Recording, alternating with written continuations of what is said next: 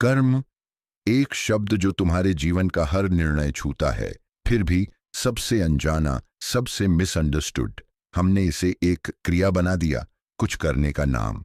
जैसे कर्म बस नौकरी है, व्यापार है, परिवार है, पैसा है।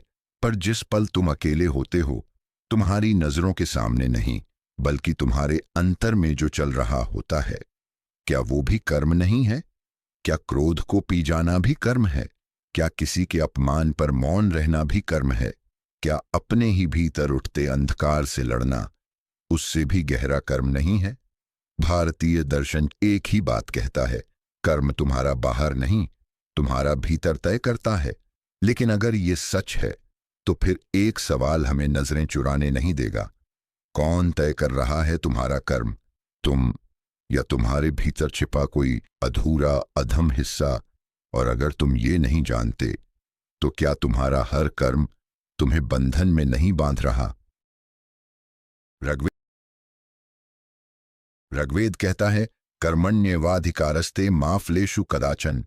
श्रीमद्भगवद गीता 2.47। लेकिन इसे हमने कितना सतही बना दिया है, बस एक मंत्र की तरह दोहराते रहे, पर इसका अर्थ कभी भीतर नहीं उतारा। हमने मान लिया कि इसका मतलब है, काम करते जाओ, फल की चिंता मत करो। पर यह सिर्फ इतना नहीं है, यह वाक्य तुम्हारे जीवन की जड़ें हिला सकता है, अगर तुम सुनने के लिए तैयार हो। इसका अर्थ है कि तुम्हारा अधिकार सिर्फ तुम्हारे कर्म पर है, पर वह कर्म कैसा है, यह तुम्हारे भीतर की दशा पर निर्भर करता है। यानी यह श्लोक हमें याद दिला रहा है कि हमारा वास्तविक युद्ध बाहर नहीं है, न तो बाजार में, न रिश्तों में, न दुनिया की भाग दौड़ में। सच्चा युद्ध हमारे भीतर है, जहां क्रोध एक राजा बनना चाहता है, लोभ हमें अंधा करना चाहता है, मोह हमें जकड़ना चाहता है, और भय हमें गुलाम बनाना चाहता है। कर्म का असली अर्थ क्या है? यह न तो किसी टेबल पर बैठकर फैसला लेने का नाम है, न ही हाथ से कोई वस्तु गढ़ने का। कर्म एक आंतरिक युद्ध है, जहां हर पल, हर निर्णय यह तय करता है कि क्या हम अपने भीतर के अंधकार पर विजय पा रहे हैं, या हार मानकर फिर से उसी चक्रव्यूह में फंस रहे हैं। जो व्यक्ति क्रोधित होकर जवाब देता है, वह भी कर्म कर रहा है, और जो वही बात शांति से पी जाता है, वह भी कर्म कर रहा है। पर दोनों के कर्म समान नहीं है, क्योंकि कर्म का मापदंड केवल क्रिया नहीं, उस क्रिया की नियत, विवेक और भीतर की स्थिति है। महर्षि पतंजलि ने कहा था, क्लेशा कर्म विपाक आशय अपरामृष्टः पुरुष विशेष ईश्वर। योग सूत्र 1.24। मतलब क्लेश, विकार, कर्म और उनके फल से जो अछूता है, वही सच्चा ईश्वर है। यानी जब तक तुम्हारे कर्म तुम्हारे विकारों से रंगे हुए हैं, तब तक तुम मुक्त नहीं हो। तो सोचो, हर दिन, हर क्षण जो निर्णय तुम ले रहे हो, क्या वो तुम्हारी आत्मा ले रही है या तुम्हारे विकार? कर्म तुम्हें मुक्त भी कर सकता है, और कर्म ही तुम्हें बंधन में भी डाल सकता है। फैसला तुम्हारे भीतर होता है, लड़ाई वहीं लड़ी जाती है। कर्म तब पैदा होता है जब भीतर कुछ टूटता है, या भीतर कुछ जागता है। जब कोई सपना बिखर जाता है, कोई रिश्ता मर जाता है, कोई भ्रम चूर चूर हो जाता है, तो वही टूटन, वही दरार कभी कभी हमारे भीतर किसी और ही चीज को जन्म देती है। और वही क्षण जब हम बिल्कुल अकेले होते हैं, बिना तालियों के, बिना दर्शकों के, वहीं सच्चे कर्म की शुरुआत होती है। सच्चा कर्म वह नहीं जो मंच पर दिखे, बल्कि वह है जो तब जन्म ले जब तुम्हारे भीतर अंधकार है और तुम खुद से पूछते हो, क्या मैं अपनी दुर्बलताओं का दास बनूंगा, या फिर क्या मैं अपने ही भीतर एक अग्नि जलाऊंगा जो मुझे भीतर से जला दे, मेरे मोह, मेरे भय, मेरी हीनता को भस्म कर दे और मुझे कुछ नया बना दे। क्योंकि यही अग्नि है तप की, आत्मसंयम की, संघर्ष की, जो कर्म को पवित्र बनाती है। महाभारत कहता है, शरीर माध्यम खलु धर्म साधनम। ये शरीर ही धर्म को साधने का पहला साधन है। तो जब हम अपने शरीर, अपने मन और अपनी वासनाओं को एक साधना बना देते हैं, तभी कर्म धर्म बनता है। तभी वह कर्म हमें बांधता नहीं बल्कि मुक्त करता है। तो अगली बार जब जीवन तुम्हें तोड़े, जब कोई घटना तुम्हारे भीतर आंधी लाए, तो मत भागो, वहीं रुको, उसी क्षण में उतर जाओ, क्योंकि वहीं उसी दरार में तुम्हारा सच्चा कर्म तुम्हारा इंतजार कर रहा है। महाभारत में युधिष्ठिर का सबसे बड़ा शत्रु दुर्योधन नहीं था, बल्कि उनका अपना क्रोध था। एक बार क्रोध आया तो जो धर्मराज कहलाते थे वो जुए में अपने ही भाई और पत्नी को हार बैठे।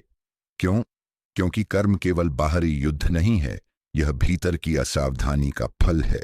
और अर्जुन, जिसने हजारों शत्रुओं को हराया, वह भी युद्ध से पहले अपने ही भय के आगे झुक गया। उसका शरीर सक्षम था, धनुष उसके हाथ में था, कृष्ण स्वयं सारथी थे, लेकिन फिर भी वह लड़ने को तैयार नहीं था। क्यों? क्योंकि आत्मा कांप रही थी, मन विचलित था। कर्म करने से पहले उसका मन युद्ध से हार चुका था।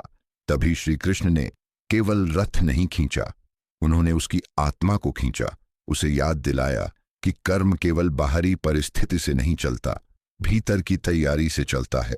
और यही है भारतीय दर्शन का मूल, कि जीवन की हर लड़ाई से पहले हमें मन पर विजय पानी होती है।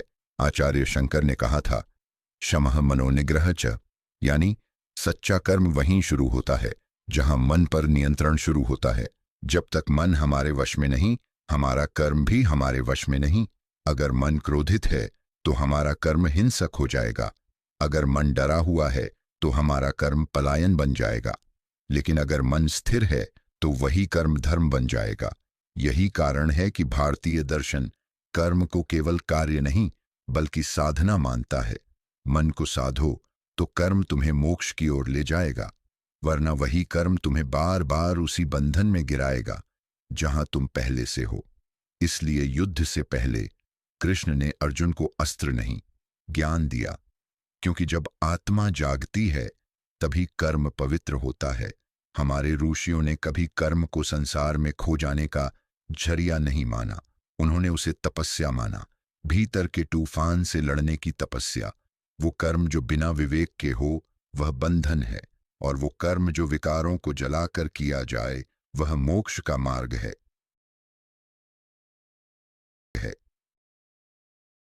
हमारे ऋषियों ने कभी कर्म को संसार में भटकने का माध्यम नहीं माना, कर्म उनके लिए एक साधना था, एक तपस्या। ऐसी तपस्या जो मंदिरों में बैठकर नहीं बल्कि भीतर के तूफानों से लड़कर की जाती है। वो कर्म जो बिना विचार बिना विवेक के किया जाए वो केवल एक आदत है, और आदतें हमें मोक्ष की ओर नहीं बल्कि बंधनों की ओर ले जाती हैं। जब हम केवल इसलिए कर्म करते हैं क्योंकि दुनिया वैसा चाहती है या हमारी इच्छाएं हमें खींचती हैं, तो वह कर्म नहीं, विकार है, और वही विकार बार बार हमें इसी संसार में घसीट कर लाते हैं, जन्म के बाद जन्म, दुख के बाद दुख। लेकिन जब वही कर्म क्रोध से नहीं करुणा से होता है, लोभ से नहीं विवेक से होता है, मोह से नहीं मौन से होता है, तब वही कर्म हमारे भीतर के विकारों को भस्म कर देता है। यही है असली तप, यही है असली आत्मविजय। डॉक्टर राधाकृष्णन, जो भारतीय दर्शन के गहन व्याख्याकार थे, कहते हैं, भारतीय चिंतन नैतिक यथार्थवाद है। कर्म नैतिक उत्तरदायित्व और आध्यात्मिक मुक्ति के बीच का सेतु है, यानी कर्म ही वह सेतु है जो नैतिक जिम्मेदारी को आध्यात्मिक मुक्ति से जोड़ता है। हमारे ऋषियों ने कभी भाग्य को कर्म से बड़ा नहीं माना, कर्म ही उनका भाग्य था, क्योंकि वे जानते थे कि जो भीतर जलने को तैयार है उसी के लिए मोक्ष की अग्नि भी जागती है। तो अगली बार जब तुम कुछ करने जाओ, पूछो खुद से, क्या यह कर्म मेरे भीतर के विकारों को जला रहा है या उन्हें और मजबूत कर रहा है? क्योंकि वही उत्तर तय करेगा कि तुम बंधन में जा रहे हो या मुक्ति की ओर।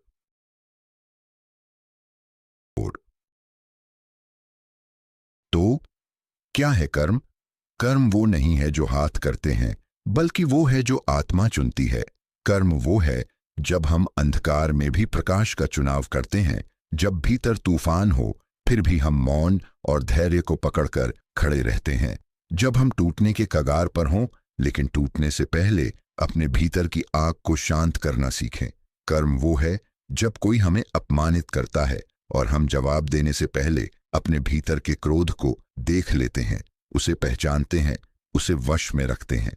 क्योंकि हर प्रतिक्रिया एक विकल्प है और हर विकल्प एक रास्ता है, या तो पतन की ओर या आत्मोन्नति की ओर। भारतीय दर्शन कहता है, विकास का रास्ता भीतर से शुरू होता है। कर्म वही है जो उस रास्ते पर हर दिन, हर क्षण, हर विचार में हम चुनते हैं। कर्म सिर्फ करना नहीं है, कर्म स्वयं पर शासन करना है। स्वामी विवेकानंद कहते थे, we are what our thoughts have made us, so take care of what you think. Words are secondary, thoughts live, they travel far.